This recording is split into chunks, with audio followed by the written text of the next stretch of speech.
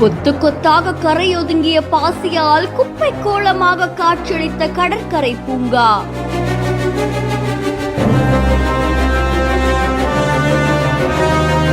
வெளியூர் வாசிகளையும் பொதுமக்களையும் முகம் சுளிக்க வைத்த பூங்கா.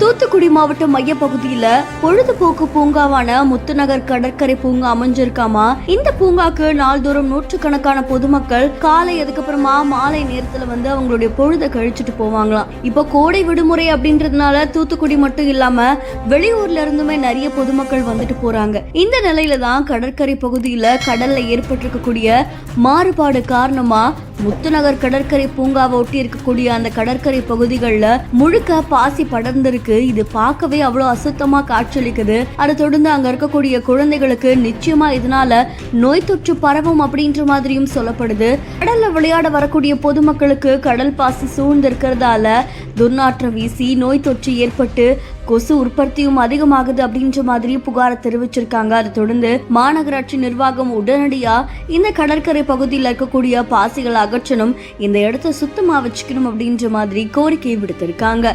இந்த செய்தி தொடர்பான உங்களுடைய கருத்துக்களை கமெண்ட்ல சொல்லுங்க. மேலும் செய்திகளுக்கு பிஹேண்ட் ஃபாலோ பண்ணிக்கோங்க.